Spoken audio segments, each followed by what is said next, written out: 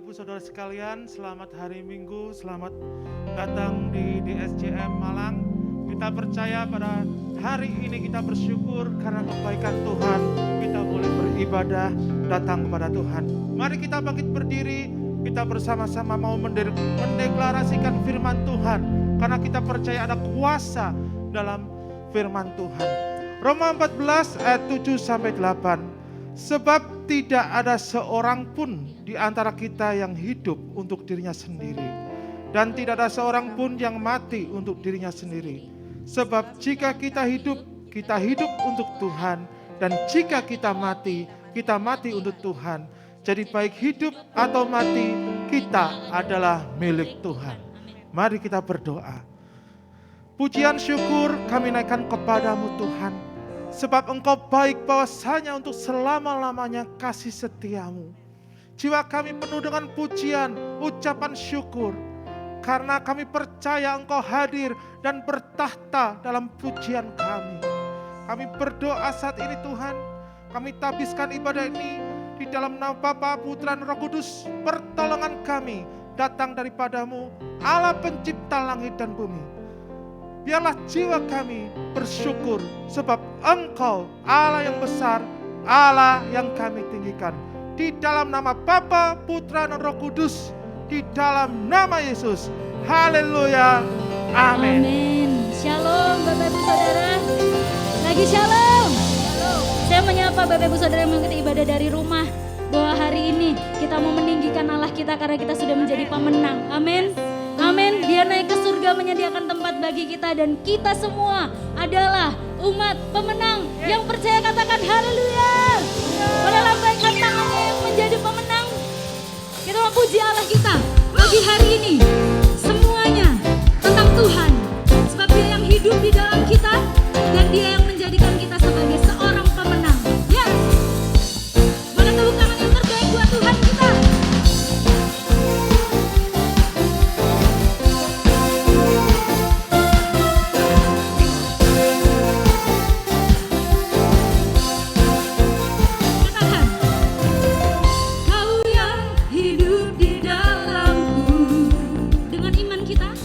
Menjadikanku lebih dari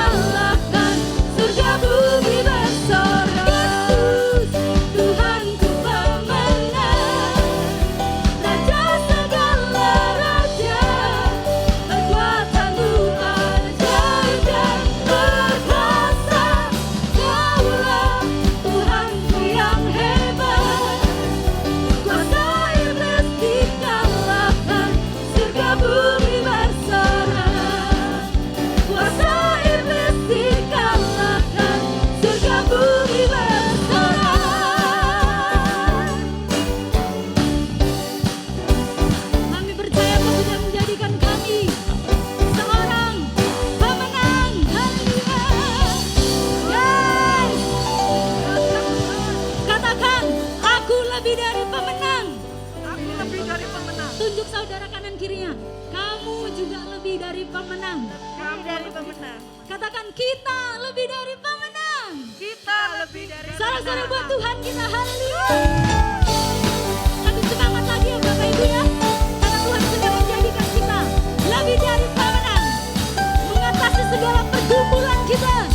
Yes.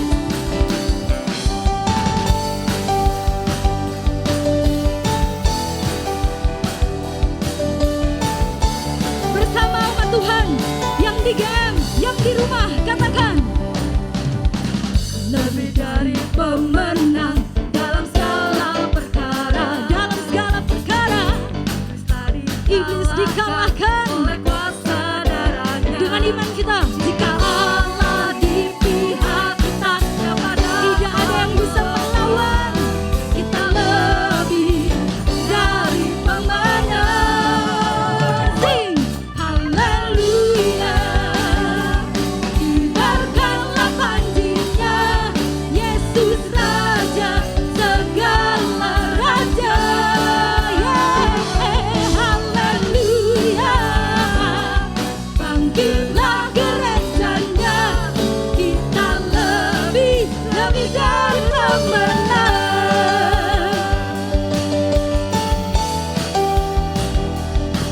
Apapun pergumulan kita, Yesus menjadikan kita lebih dari pemenang. Sing. Lebih dari pemenang dalam segala perkara.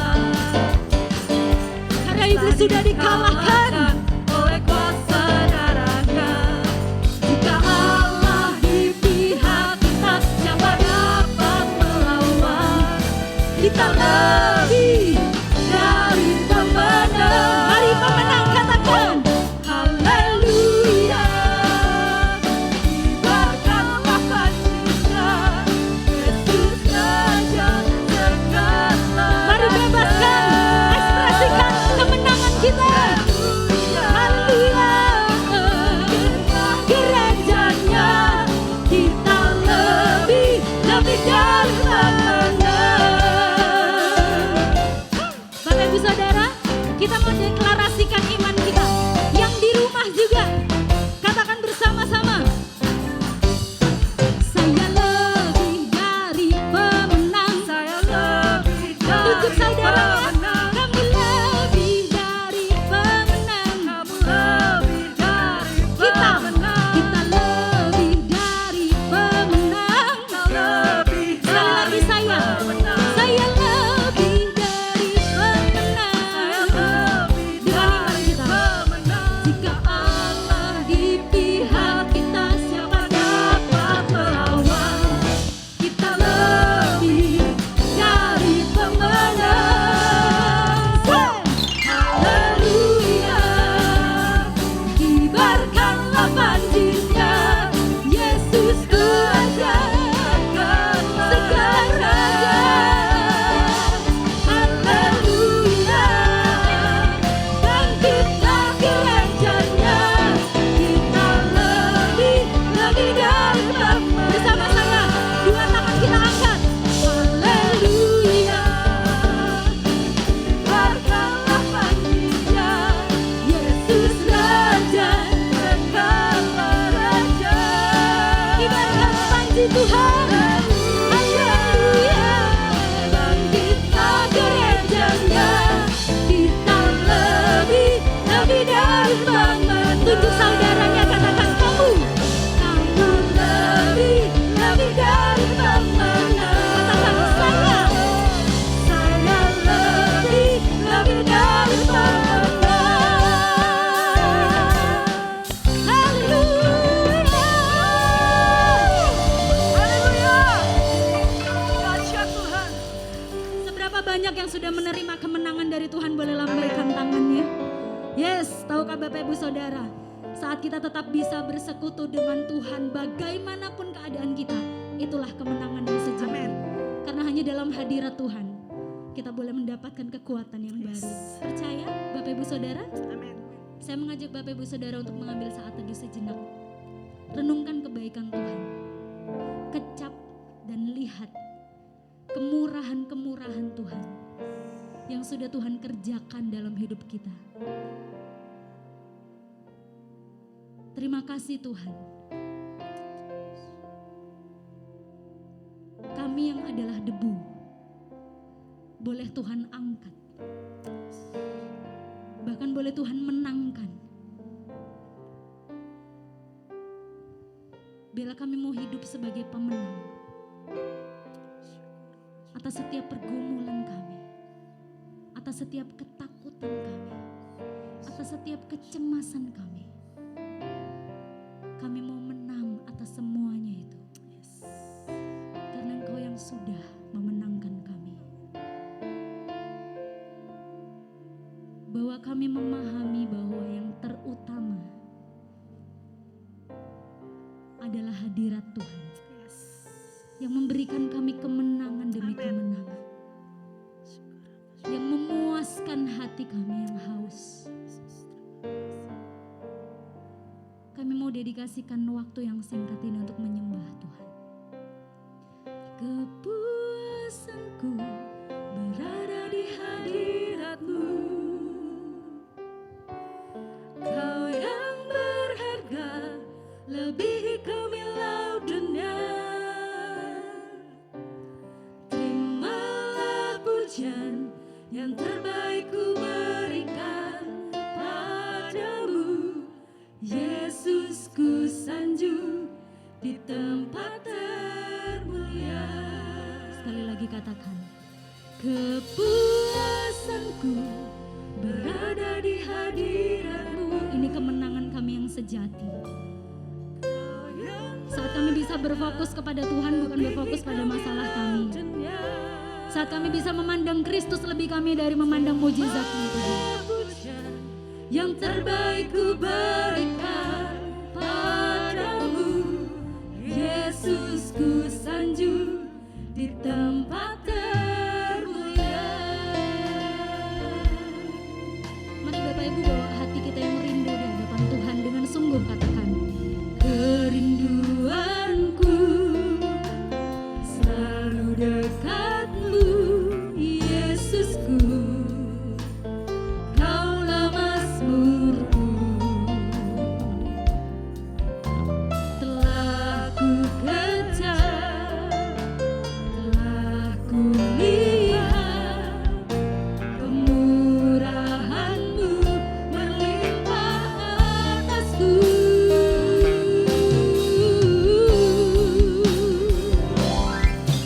Kepuasanku berada di hadirat-Mu. Kau yang berharga, lebih kemilau dunia. Terimalah pujian yang terbaik ku berikan padamu. Yesus, ku sanjung di tempat termulia. Mari seluruh umat Tuhan yang di rumah juga di sini. Kerinduanku selalu dekat-Mu, Yesusku. Kaulah mazmurku. Kami mau melihat dan mengecap kebaikan Tuhan. Telah ku kejar, telah ku lihat kemurahan-Mu berlimpah atasku.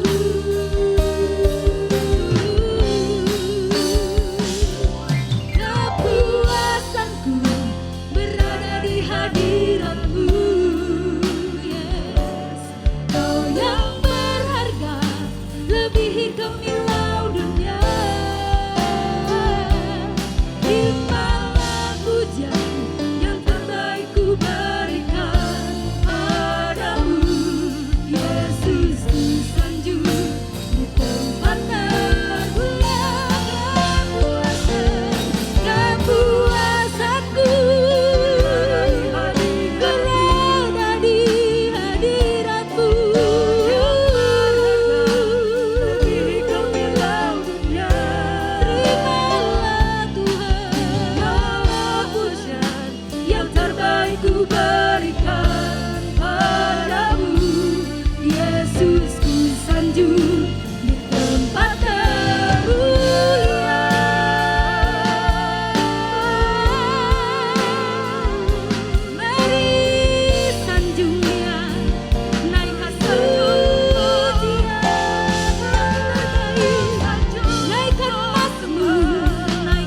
syukur bagi Tuhan, Allah yang memuaskan, melegakan setiap dahaga kami. Kau yang membawa kami, memberikan air hidup bagi kami. Kami merindukan Tuhan lebih dari segalanya.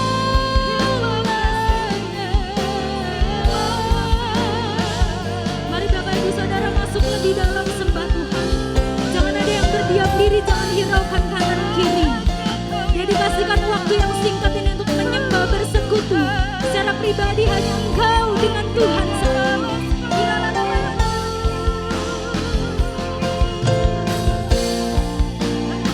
Tuhan akan memuaskan dahaga. Tuhan akan memuaskan hati yang lapar dan haus.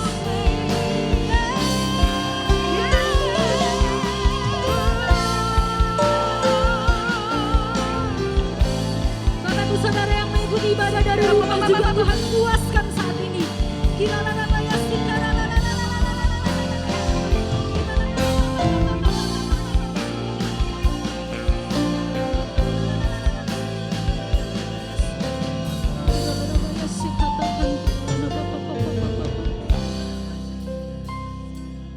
Kepuasanku berada di hadirat-Mu.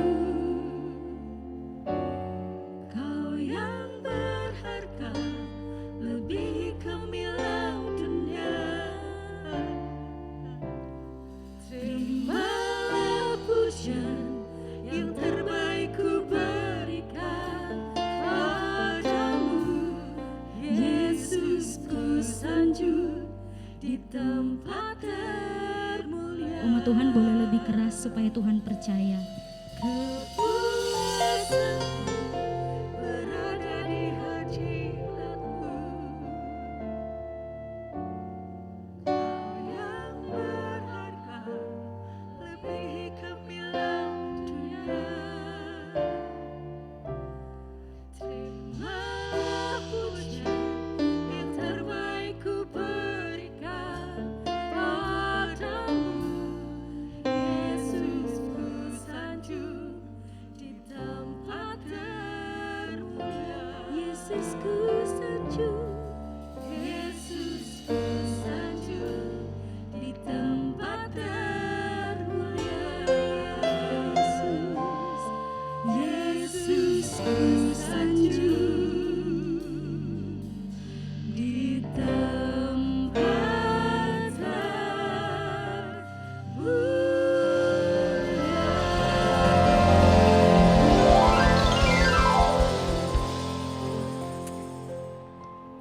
Hanya Engkau yang layak terima segala pujian dan hormat kami Tuhan. Kau Allah yang kekal dari dulu, sekarang, bahkan sampai selama-lamanya. Dan kami tahu Allah yang kami sembah di dalam Kristus Yesus Tuhan.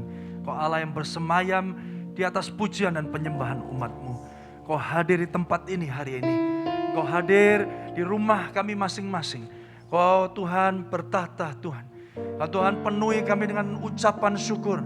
Dan sadarkan terus kami bahwa kami membutuhkan Tuhan. Bahwa setiap tarikan nafas kami, setiap detakan jantung kami sesungguhnya sedang menceritakan kebaikan Tuhan. Biarlah hari ini ya Tuhan kami tahu Kau Allah yang sama, dulu, sekarang, bahkan sampai selama-lamanya.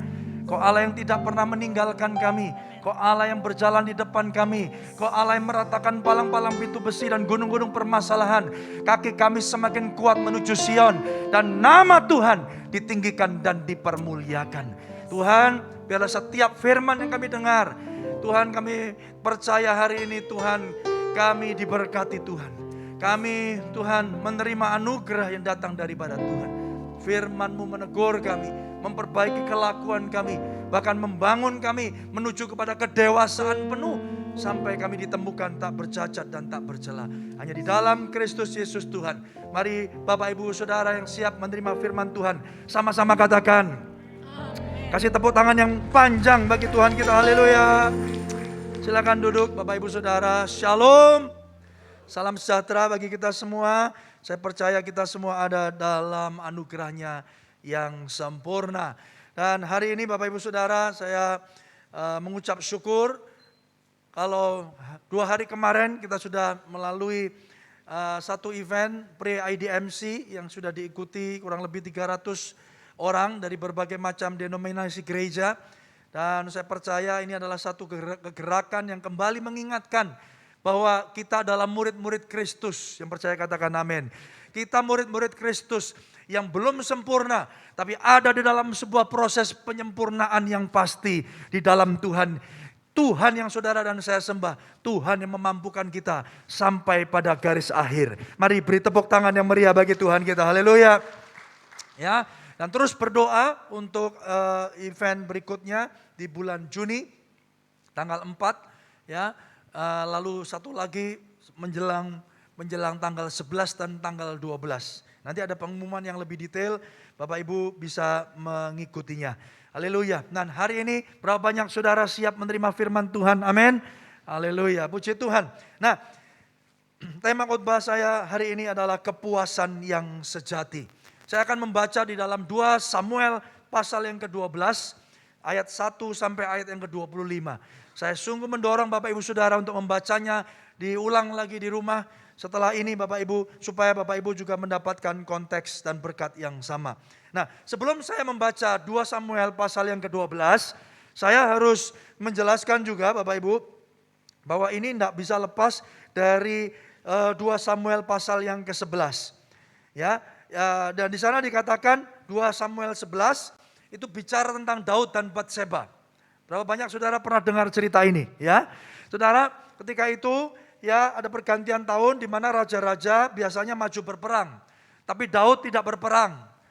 Daud tinggal di istana, dan ketika dia di istana, dia jalan-jalan di soto istananya dan melihat ada satu wanita elok sedang mandi. Ya, lihat wanita mandi ketika itu ketika saya bicara seperti ini belum jatuh dalam dosa, belum, saudara. Apalagi ketika itu mungkin kalau Daud itu ya ngelihat Batseba mandi, lalu dia berlari masuk kamar, berdoa, berlutut, bahasa roh, saudara ya, kurang lebih gitu ya, saudara ya. Ya, lain ceritanya.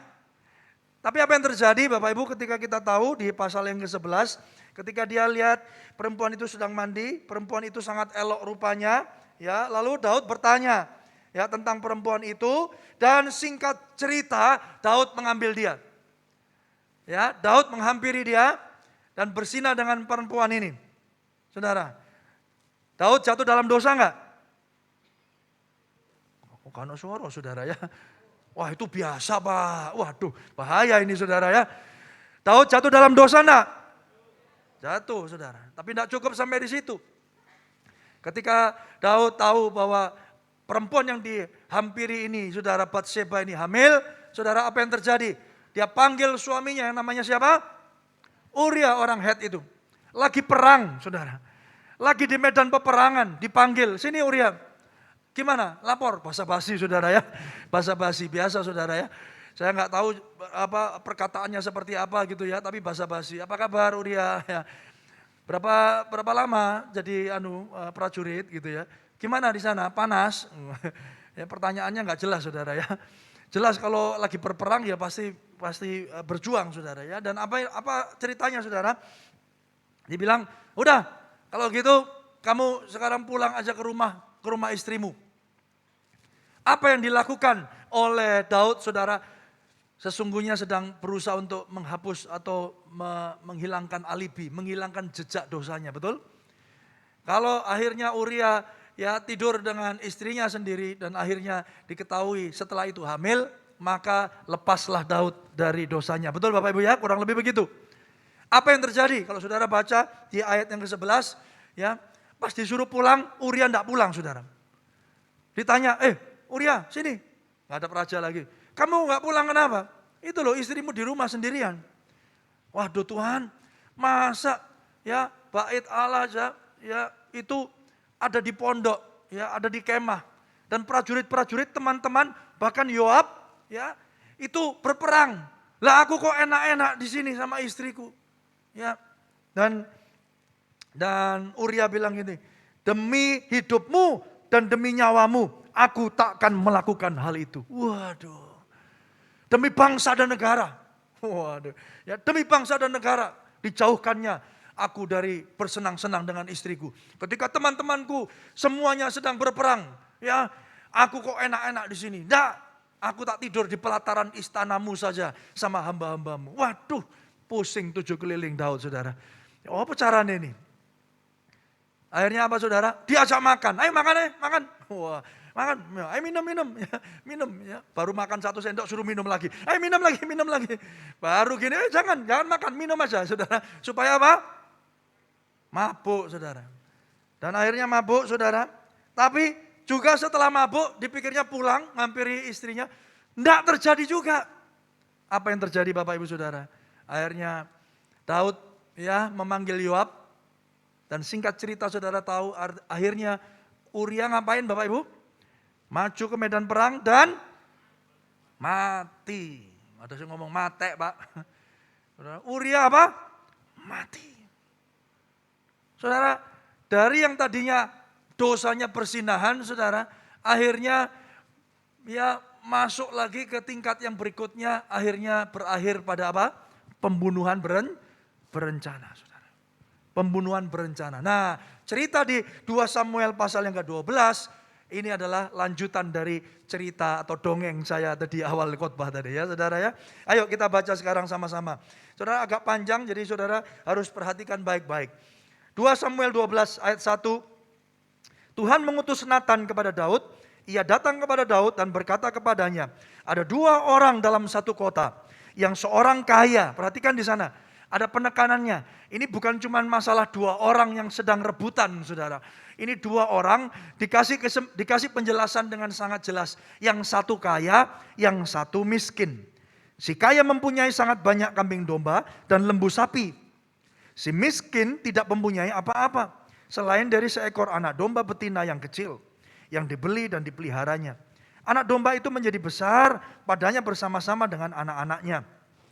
Makan dari suapnya dan minum dari pialanya dan tidur di pangkuannya seperti seorang anak perempuan baginya. Lanjut.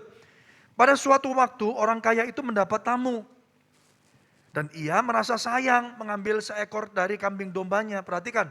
Padahal kaya punya banyak kambing domba. Atau lembunya untuk memasaknya bagi pengembara yang datang kepadanya itu.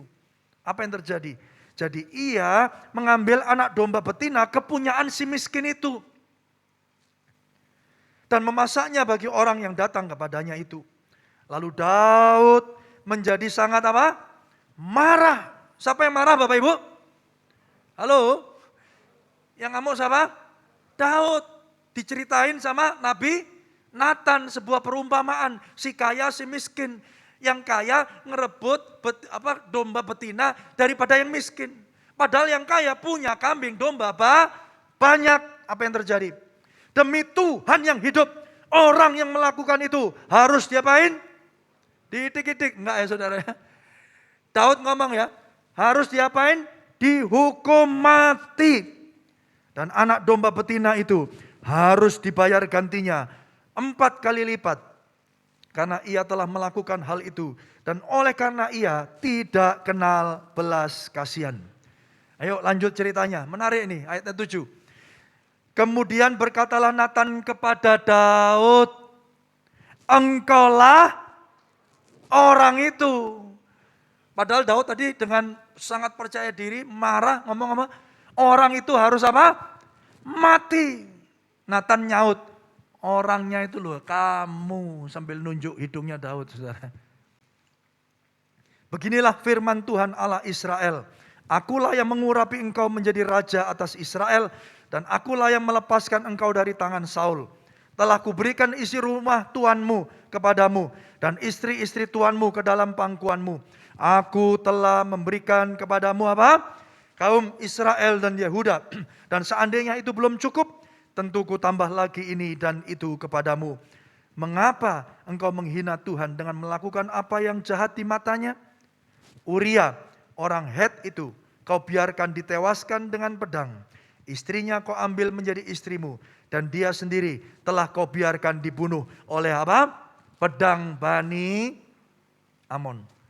Saudara, perzinahan dan pembunuhan Daud ya terhadap Uria dan Batseba itu menjadi sebuah kejahatan di mata Tuhan. Tapi bukan cuma itu sebenarnya masalahnya. Betul Bapak Ibu ya. Kenapa? Karena perumpamaan ya sebuah peringatan yang diberikan oleh Nabi Nathan itu bukan perumpamaan tentang perzinahan dan bukan perumpamaan tentang pembunuhan. Betul Bapak Ibu ya? Halo Bapak Ibu masih bersama saya? Perumpamaannya tentang apa?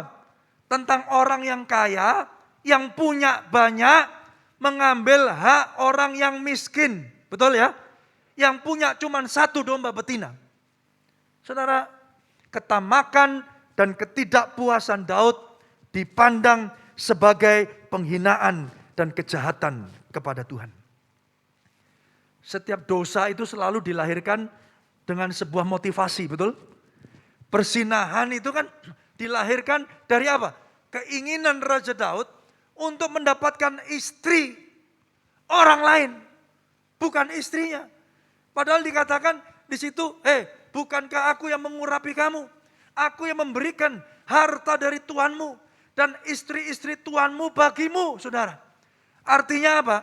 Daud selama ini punya istri enggak? Punya. Berapa istrinya? Ono sing buah jerit sapa iku. Banyak, Pak. Kok tahu? Ya itu tadi firman Tuhan ngomong, istri-istrimu berarti lebih dari satu. Lah kok masih mau ngerebut istrinya Uria dan Urianya diapain? Dibunuh. Ketamaan dan ketidakpuasan Daud dipandang sebagai penghinaan di mata Tuhan.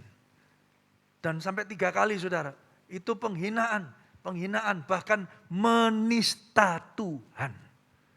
Saudara yang dikasihi Tuhan, bukankah ini menjadi salah satu motivasi menjadi salah satu motivasi utama orang jatuh di dalam dosa. Mau korupsi kek, mau perzinahan kek. Ya, biasanya akarnya adalah apa? Ketidakpuasan. Sama-sama yuk berkata ketidakpuasan. Dan apa yang terjadi saudara tahu? Daud diperingatkan Tuhan. Dan Daud mendapatkan konsekuensi yang datang dari Tuhan. Yuk kita baca selanjutnya ayat yang ke-10. Apa yang terjadi? Oleh sebab itu, konsekuensi datang. Pedang tidak akan menyingkir dari keturunanmu sampai selamanya. Karena engkau telah menghina aku dan mengambil istri Uria. Sudah 2 kali ya, menghina. Orang Het itu untuk menjadi istrimu. Baca, beginilah firman Tuhan. Yuk. Bahwasannya malapetaka akan kutimpakan ke atasmu yang datang dari kaum keluargamu sendiri. Aku akan mengambil istri-istrimu di depan matamu dan memberikannya kepada orang lain. Orang itu akan apa? Tidur dengan istri-istrimu di siang hari. Sebab engkau telah melakukannya secara tersembunyi. Tetapi aku akan melakukan hal itu di depan seluruh Israel dengan apa? Terang-terangan. Dan kita tahu pada akhirnya ini terjadi.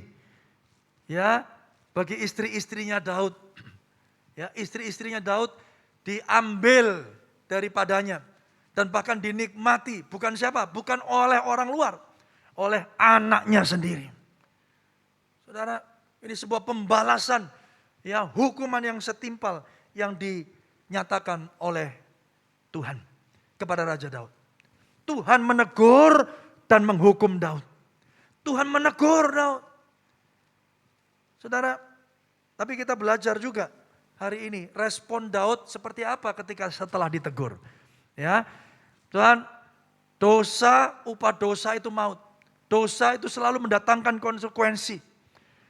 Saya menyatakan hari ini Bapak Ibu kita diingatkan oleh firman Tuhan. Tidak ada dari setiap kita ya yang melakukan dosa. Ya, dan dosa selalu mendatangkan konsekuensi. Kita tahu tentang itu. Tapi respon Daud apa saudara? Coba kita lihat. Ayat yang ke-13. Lalu berkatalah Daud kepada Nathan, aku sudah berdosa kepada Tuhan. Dan Nathan berkata kepada Daud, Tuhan telah menjauhkan dosamu itu. Engkau tidak akan apa? Mati.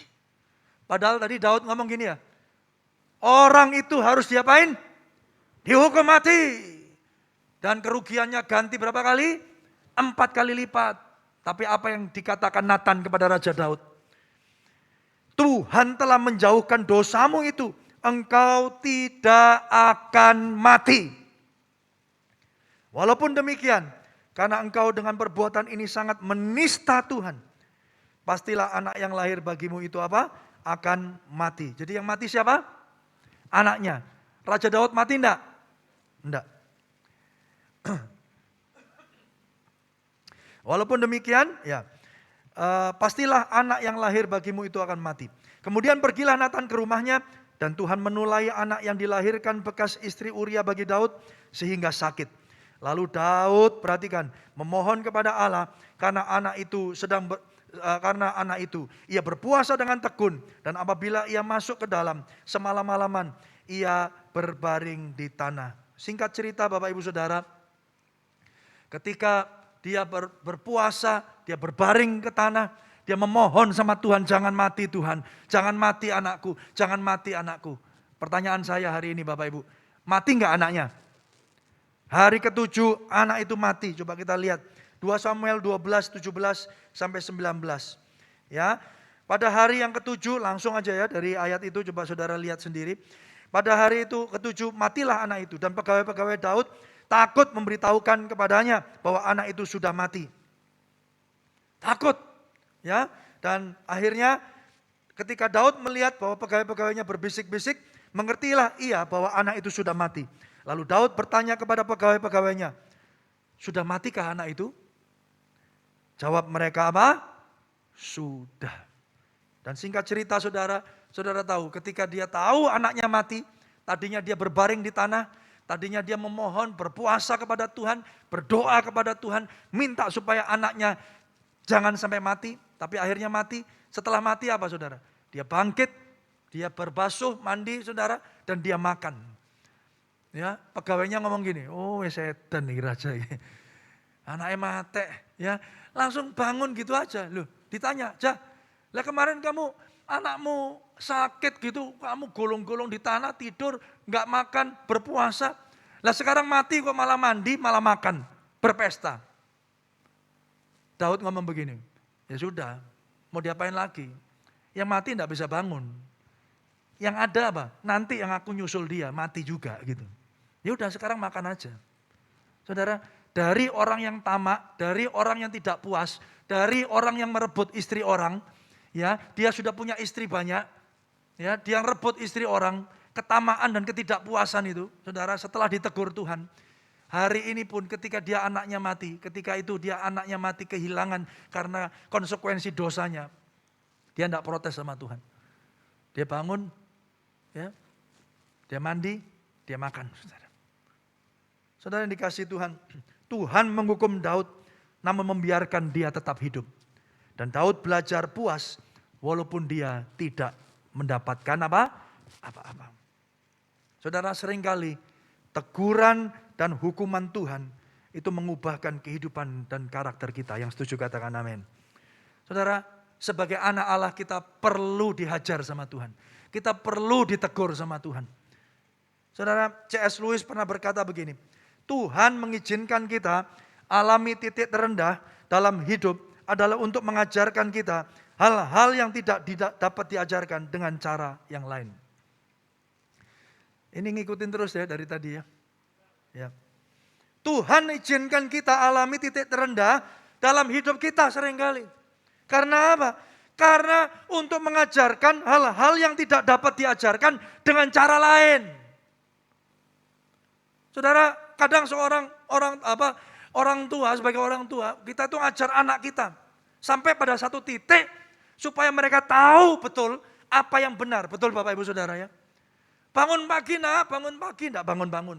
Dikasih weker 1 enggak bangun saudara. Kasih weker 2, wekernya rusak kabeh saudara ya. Akhirnya apa? Wah, cara yang paling efektif. Ya apa supaya anakku tangi saudara ya. Pergi ke kamar mandi ambil gayung saudara. Ya, nggak perlu weker ketiga saudara. Ini weker yang paling ampuh. Betul Bapak Ibu ya? Ambil gayung, betul saudara. Nggak tahu pernah guyang anaknya apa pernah diguyang saudara ya. Ambil gayung isi air. Ya, langsung masuk kamar. Diapain kira-kira? Disiram. Kayak nyiram tanaman. Kucur gitu. Bangun nggak kira-kira? Kalau nggak bangun kebacut saudara. Bangun, waduh kelagapan. Kadang saudara, Tuhan mengizinkan kita alami titik terendah dalam hidup kita adalah untuk mengajarkan kita hal-hal yang tidak dapat diajarkan dengan cara yang lain. Dan saya percaya apapun yang saudara dan saya terima yang datang daripada Tuhan, kita percaya itu mendatangkan kebaikan dan mempertobatkan kita untuk menjadi manusia baru, manusia yang lebih baik. Amin Bapak Ibu Saudara. Raja Daud diajar. Saudara yang dikasihi Tuhan. Dan dia akhirnya puas. Ya sudah, aku tidak dapetin apa-apa, anakku mati. Aku layak untuk mendapatkannya. Dan sesungguhnya dia harus sadar dan bersyukur. Bukan dia yang mati, tapi anaknya. Betul Bapak Ibu? Kematian anaknya untuk menebus kehidupan Raja Daud. Saudara, nanti kita belajar apa artinya itu. Apa yang terjadi? Yuk ayat yang ke-24. Ceritanya berlanjut saudara. Kemudian Daud menghibur hati Batseba istrinya. Ia menghampiri perempuan itu dan tidur dengan dia. Dan perempuan itu melahirkan seorang anak laki-laki. Lalu Daud memberi nama Salomo kepada anak itu. Tuhan mengasihi anak ini, perhatikan. Dan dengan perantaraan Nabi Nathan ia menyuruh menamakan anak itu Yedija oleh karena Tuhan. Dipulihkan sama Tuhan Bapak Ibu Saudara. Akhirnya dia menikahi Batseba karena dia sudah jadi istrinya, saudara. Dia akhirnya dari Batseba ya dilahirkan anak yang namanya kita tahu Salomo. Dan kalau kita tahu ya sejarah akhirnya mencatat bahwa dari keturunan Daud dan keturunan Salomo dan seterusnya, akhirnya kita tahu bahwa dari keturunan mereka ini akhirnya dilahirkan Mesias. Makanya Yesus juga disebut anak Daud. Saudara bisa lihat ya rangkaiannya ya. Apa yang buruk bagi manusia bisa diubahkan bagi Tuhan untuk menyatakan kemuliaannya. Apapun yang saudara alami hari ini, kita pun percaya Tuhan punya rencana. Bahkan Tuhan menambahkan berkat dan penghiburan bagi Daud dan Batseba. Dari orang yang tidak puas, dari orang yang tamak, menjadi orang yang mau nerima, ya udah anakku mati. Ya, dia bangun, dia sadar, dia makan, dia berpesta. Tapi setelah itu tidak cukup itu saudara. Tuhan memberikan penghiburan, menambahkan sukacita mereka ya kepada Daud dan Batseba dengan memberi mereka anak. Tuhan perhatikan dapat memulihkan bahkan memberkati lebih dari apa yang kita dapat bayangkan. Yang setuju katakan amin. Mari beri tepuk tangan yang meriah bagi Tuhan kita. Saudara, Tuhan dapat memulihkan keadaan saudara. Lebih daripada apa yang saudara dan saya dapat bayangkan. Dapat pikirkan. Raja Daud mungkin sudah bersyukur gini. Untung aku tidak mati. Ya yang penting aku hidup, anakku mati. Ya udah Tuhan terima kasih. Tak cuma itu saudara, digantikan anaknya. Dan melalui Raja Salomo saudara.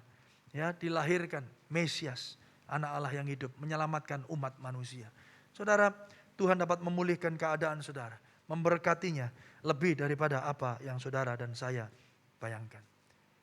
Perhatikan ini saudara, ada beberapa ayat 2 Samuel 7, 12, 13 dan 16 sama Lukas 1, 32 dan 33. Kelahiran Salomo menggenapi rencana penebusan manusia yang digenapi melalui Yesus Kristus. Saudara bisa bayangin? Dari anak korban persinahan, Batseba kan itu sebenarnya bukan istrinya Daud dari awal ya. Direbut dari istri orang. Saudara. Direbut dari suami orang. Betul ya? Itu suaminya, istrinya orang saudara ya. Istrinya orang diambil saudara. Tapi dari situ saudara kita melihat ada pemulihan. Dan bahkan saudara menggenapi rencana penebusan manusia yang digenapi melalui Yesus Kristus. Perhatikan ini. Dari peristiwa ini apa yang kita belajar saudara? Apa yang kita bisa pelajari? Daud yang berdosa tidak mati, namun anaknya yang mati. Betul Bapak Ibu? Daud yang berdosa layak mati enggak? Dia melakukan perzinahan, dia melakukan pembunuhan berencana. Kalau dia ke pengadilan, hukumannya apa? Mati. Tapi dia tidak mati. Dia tetap dibiarkan hidup. Yang mati siapa? Anaknya. Sebagai gambaran anak Allah yang mati bagi dosa dan pelanggaran umat manusia. Demikian saudara dan saya. Kita berdosa. Berapa banyak saudara setuju kalau kita ini berdosa? Amin saudara. Kita orang-orang berdosa. Kehilangan kemuliaan Allah. Tapi kita diluputkan dari kematian. Karena ada seorang anak yang mati. Bukan anak saudara, bukan anak saya. Tapi anak Allah yang hidup. Supaya setiap saudara yang percaya kepadanya tidak binasa. Melainkan memperoleh hidup yang kekal. Mari beri tepuk tangan yang meriah bagi Tuhan kita. Bukankah anugerah, bukankah kasih Tuhan begitu nyata dalam kehidupan saudara? Yang percaya katakan, amin. Tadi malam kita belajar tentang kekristenan, tentang pemuritan. Pemuritan itu possible, menjadi murid itu mungkin. Bukan ditentukan dari perbuatan saudara dan saya. Tetapi ditentukan dan didasarkan oleh apa yang Tuhan kerjakan di dalam kehidupan saudara. Ketika kita melihat Kristus, ketika kita mengalami kasih-Nya, maka saudara dimampukan untuk menjadi murid Kristus. Dimampukan untuk melayani Tuhan. Yang setuju katakan amin. Ada begitu banyak orang saudara yang hari-hari ini memiliki motivasi yang salah. Daud yang kaya dan punya semuanya tidak puas. Bahkan menginginkan milik orang lain. Namun Allah yang punya segalanya memilih mengosongkan dirinya. Datang ke dunia, mati bagi kita yang berdosa. Di tengah dunia yang penuh dengan konsumerisme dan hedonisme ini saudara. Kita itu sepertinya didorong-dorong terus untuk terus belanja, untuk terus menjadi seorang konsumen. Ya, menjadi orang yang terus mau sesuatu yang baru. Saudara, di dalam dunia yang hedonisme ini saudara, ya, ibu-ibu ini, ya, ibu-ibu, bapak-bapak sama aja saudara. Kalau enggak punya aksesoris tertentu, kalau ibu-ibu mungkin tas, ya, mungkin lipstik sekarang sudah enggak lagi. Mulai tahun 2020 ya, penjualan lipstik menurun drastis ya. Kenapa saudara? Semua diganti oleh masker saudara ya. Enggak tahu kalau maskernya nanti ada lipstiknya, ginjunya gitu saudara ya. Enggak tahu saudara. Tapi biasanya ya apa misalnya ibu-ibu, bapak-bapak mungkin sepatu, mungkin baju saudara. Mungkin bisa jadi hobi. Kita didorong, kita hidup dalam sebuah dunia yang serba tidak puas. Yang serba cepat. Betul nggak Bapak Ibu Saudara ya? Zaman dulu saudara, ya kalau enggak ada handphone, ya kita mau apa-apa, ya nunggu sampai rumah dulu, baru telepon, betul ya? Itu pun kalau yang ditelepon ada di rumah. Kalau dia lagi pergi, ya enggak bisa nunggu titip pesan atau telepon lagi. Kalau sekarang saudara, mulai zaman BBM dulu ya, sekali kirim pesan, ya enggak dibalas, ping, ping, ping gitu ya, ping, ping, ping, ping piro saudara ya. Itu zaman BBM saudara ya. Sekarang WhatsApp, waduh sama saudara. Walaupun tidak ada BBM, tidak ada fitur ping lagi saudara ya. Tapi ditulis ya pakai manual, ping, ping, ping di WA-nya saudara ya. Kamu kok nggak bales? Balesan, aku telepon kamu kok nggak diangkat? Telepon, padahal saya umbah-umbah, saya masak saudara ya. Kita ada dalam sebuah budaya yang serba cepat, akhirnya menuntut orang untuk tidak gampang puas. Sudah punya satu minta dua, udah punya dua minta tiga, dan seterusnya. Punya tas merah, minta tas kuning. Punya tas kuning, minta tas hijau saudara. Yang punya tas hijau sama tas kuning, ya jangan tersinggung saudara. Saya cuman ini sebagai analogi saja saudara. Ya, sama suaminya, loh kamu kan kemarin sudah punya yang kuning. Iya Pak, tapi sekarang bajuku merah, sepatuku merah, masuk tasnya kuning. Jadi harus merah, iya. Sama suaminya dibelikan Mejiku Hibiniu saudara. Ya, terserah saudara ya, mau pilih apa gitu ya. Itu masih baik suaminya kalau belikan gitu. Kalau saya tak belikan cat pilok saudara ya. Ya warna-warni, ayo wis mau apa ya tinggal ngecat saudara ya. serba tidak puas. Saudara yang dikasihi Tuhan, dunia sudah mengajarkan kita bahwa lebih banyak lebih baik. Betul ya? Lebih kaya lebih baik. Kalau punya semua lebih baik. Saudara yang dikasihi Tuhan, Daud kaya dan punya semuanya, tidak puas. Punya istri banyak, tidak puas. Tapi bukankah sebuah ironi, saudara, bahwa Allah yang kita kenal di dalam Kristus Yesus punya segalanya. Dia menciptakan langit dan bumi dan isinya. Dia mengosongkan dirinya, meninggalkan sorga yang mulia, mati di atas kayu salib untuk menebus saudara dan saya. Supaya kita diberi kepuasan yang sejati. Dunia tidak dapat memuaskan kita. Hanya di dalam Yesus kita mendapatkan kepuasan yang sejati. Hobimu tidak dapat memuaskanmu. Pekerjaanmu tidak dapat memuaskanmu. Ada banyak orang yang masak. Istri saya juga suka masak, saudara. Kenapa kok masak? Oh, masak hobi, Pak. Kalau saya masak itu sepertinya saya utuh gitu. Saya sebagai wanita yang utuh. Haleluya, saudara. Atau kalau suami, kalau saya kerja. Oh, saya kalau saya kerja saya dapat gaji bulanan, saya masuk omset saya itu, saya merasa puas, Pak. Saya merasa menjadi laki-laki yang sejati. Oh, haleluya. Tidak pernah puas. Dapat pengakuan, dapat posisi, jabatan, title, apapun saudara. Dikejar. Saudara yang kasih Tuhan, dunia tidak akan pernah memuaskan kita. Hanya Yesus yang sanggup memuaskan saudara. Bukan hobimu, bukan pasanganmu, bukan pekerjaanmu, bukan jabatanmu, bukan nama baikmu. Hanya Yesus yang sanggup memuaskan kita. Beri sorak-sorai yang meriah bagi Tuhan kita. Mari kita bangkit berdiri. Kita baca satu ayat terakhir. Yohanes 4:13-14. Jawab Yesus kepadanya bersama-sama jemaat. Barang siapa minum air ini, ia akan haus lagi. Tetapi barang siapa minum air yang kuberikan kepadanya, ia tidak akan haus untuk selama-lamanya. Sebaliknya, air yang akan kuberikan kepadanya akan menjadi mata air di dalam dirinya, yang terus-menerus memancar sampai kepada hidup yang kekal. Yesuslah air hidup, Yesuslah roti hidup.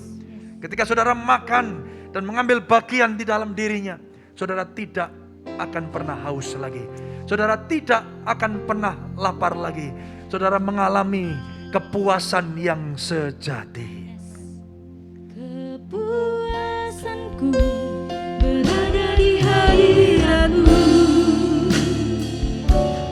Kau yang berharga, lebih gemilang dunia.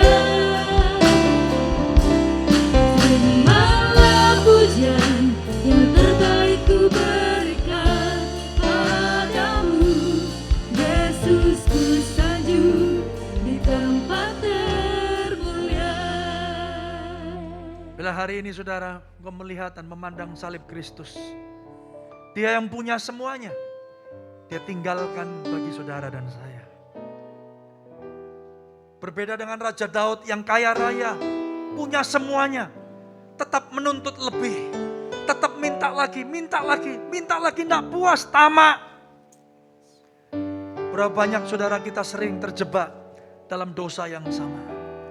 Tapi biarlah pagi hari ini ketika kita memandang salib Kristus, Injil Kristuslah, kematian dan kebangkitan Kristus mengingatkan dan memampukan kita saudara, untuk meninggalkan ketamakan dan ketidakpuasan kita akan hal-hal yang fana.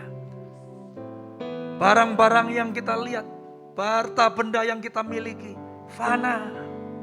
Hari ini ada, besok bisa gak ada saudara. Tapi Kristus Yesus Tuhan yang memberi kepuasan sejati dalam hidupmu. Mari angkat kedua belah tangan saudara, buka hatimu di hadapan Tuhan. Mari berkata-kata kepada Tuhan, kepuasanku hanya di dalam Tuhan. Kepuasanku yang sejati hanya di dalam Kristus. Aku menjadi manusia yang utuh bukan karena aku hebat, bukan karena aku pandai, bukan karena aku pintar, bukan karena aku berpengalaman. Aku utuh karena Kristus hidup di dalamku. Christ is enough. Kristus cukup bagiku. Masing-masing di hadapan Tuhan berdoa, bersyukur. Hari ini saudara pun yang ada di rumah, mari sembah Dia. Ucapkan syukurmu kepada Tuhan. Engkaulah yang menjadi sumber kepuasanku Tuhan. Kepuasan yang sejati.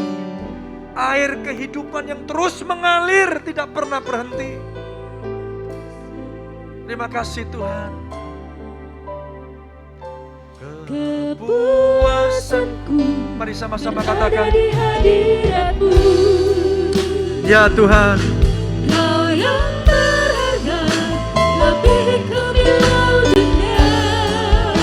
Amin. Terimalah pujian yang terbaik ku berikan. Padamu Yesus ku sanjung. Di tempat termulia. Come on, semuanya katakan kepuasan. Kepuasanku ada di hadirat-Mu. Amin. Ada berharga dari dunia. Terimalah pujian yang terbaik ku berikan. Padamu Yesus ku Sanjung di tempat termulia. Mari beri sorak-sorai yang paling meriah bagi Tuhan kita. Ucapan syukur kami naikkan kepadamu Tuhan. Sumber kepuasan kami yang sejati. Ampuni segala dosa dan pelanggaran kami. Kalau kami menempatkan kepuasan kami kepada hal-hal yang fana. Harta benda kami, kecantikan kami, kegantengan kami. Tuhan, kami berdoa ya Bapa, kiranya hari ini kepuasan kami hanya ketika kami memandang Kristus Yesus yang tersalib di atas kayu salib. Tuhan, kami tahu Engkau yang kaya jadi miskin. Engkau yang punya segalanya mengosongkan dirimu, merelakan untuk mati di atas kayu salib bagi kami. Ampuni ketamakan kami Tuhan. Ampuni ketidakpuasan kami. Kami berusaha untuk mencari pengakuan diri. Bahkan seringkali kami sibuk melayani hanya untuk diakui oleh orang. Untuk mendapat pengakuan dari kanan kiri. Ampuni kami Tuhan. Ampuni kami kalau kami menaruh kepuasan kami kepada pasangan kami. Bahkan kebanggaan kepuasan kami datang dari anak-anak kami. Dari orang tua kami. Ampuni kami Tuhan. Biar kepuasan kami hanya datang daripada Yesus Kristus Tuhan. Yang memampukan kami. Yang mengurapi kami. Yang menuntun kami. Yang memeluk kami ketika kami jatuh. Yang memberi kami kekuatan dan penghiburan ketika kami lemah. Bahkan yang menyembuhkan segala sakit penyakit kami. Memberi kami kekuatan yang baru. Menuntun kami dalam kebenaran. Menegur kami ketika kami salah. Menghajar kami untuk kebaikan kami. Mari jemaat Tuhan berurusan dengan Tuhan hari ini. Dia hadir di tengah-tengah kita. Dia hadir di tengah-tengah kita. Hanya di dalam Kristus engkau puas. Hanya di dalam Dia engkau puas. Suamimu tidak mendatangkan kepuasan bagimu. Istrimu mengecewakanmu. Anak, orang tua, pekerjaan, bahkan pelayananmu bisa jadi sangat mengecewakan. Hanya di dalam Kristus kita memperoleh kepuasan yang sejati. Terima kasih Tuhan. Sempurnakan firman-Mu ini. Hamba-Mu ini terbatas. Tapi Roh Kudus yang tidak terbatas memeteraikannya di dalam setiap kehidupan kami. Memampukan kami untuk terus berjalan maju. Menjadi murid Kristus yang terus diajar dan belajar. Dan meneladani kehidupan dari Sang Guru kami, yaitu Kristus Yesus Tuhan. Berdoa bagi setiap jemaat-Mu yang hadir. mereka yang ada di dalam pergumulan. Tuhan, mampukan kami untuk dapat melihat bahwa Christ is enough. Seringkali kami menuntut ini dan itu. Seringkali kami takut akan kebutuhan sehari-hari. Seringkali kami khawatir tentang penyediaan apa yang kami harus makan dan minum. Tapi biarlah hari ini ketika kami boleh melihat dan memandang Kristus, kami tahu Christ is enough. Kristus cukup bagi kami. Cukup. Terima kasih Bapa. Terima kasih. Berkati mereka yang dalam pergumulan. Tuhan, sembuhkan segala sakit penyakit mereka. Jamah hati mereka Tuhan. Saya percaya hari ini ada beberapa orang yang dijamah Tuhan. Engkau selama ini dikecewakan oleh orang-orang yang kau anggap, bahkan kau hormati mereka selama ini. Tapi engkau dikecewakan. Ketahuilah, Tuhan Yesus mengasihi saudara. Tuhan Yesus menjamahmu. Dia berkata, datanglah kepadaku anakku. Marilah datang kepadaku. Engkau yang berbeban berat, aku akan memberikan kelegaan bagimu. Karena kuk yang kupasang itu ringan, enak, dan bebanku pun ringan. Datang kepada Yesus. Datang kepada Yesus. Tuhan berkati Tuhan. Jamah Tuhan. Teruskan karyamu. Teruskan karyamu. Mari saudara, jangan terburu-buru dalam hadirat Tuhan. Yes, haleluya. Terima kasih Tuhan. Jamah Tuhan. Datang kepada Tuhan yang tidak pernah mengecewakan. Terima kasih Tuhan. Terima kasih. Terima kasih Tuhan. Bapak, kami bersyukur hari ini ada lawatan Tuhan dalam hidup kami. Dan kami percaya Tuhan, tidak hanya di tempat ini Tuhan melawat kami. Bahkan ketika kami keluar dari tempat ini, air kehidupan yang kami terima akan terus mengalir limpah ruah dari dalam hidup kami. Bahkan tidak hanya memberkati diri kami, tidak hanya cukup bagi kami, bahkan melimpah bagi orang-orang yang ada di sekitar kami. Mereka boleh memandang Kristus yang tinggal dan hidup di dalam kami. Tuhan, hamba-Mu berdoa, kiranya ada penghiburan, ada kekuatan yang datang daripada Tuhan. Terima kasih Bapa. Terima kasih Tuhan. Pimpin jemaat-Mu, pimpin gereja-Mu. Dan bahkan Tuhan, kami berdoa bagi Indonesia Tuhan. Mari perkatakan berkat atas Indonesia. Perkatakan berkat bagi Bapak Presiden, Bapak Wakil Presiden, seluruh jajarannya, seluruh parlemen, DPR. Tuhan, kami juga berdoa untuk MA, MK, KPK. Kami berdoa Tuhan bagi Indonesia. Berdoa bagi kedaulatan bangsa ini. Kami berdoa bagi masa-masa mudik menuju masa lebaran Tuhan. Hari raya di mana nanti kami bersama-sama Tuhan merayakan kenaikan Kristus Yesus.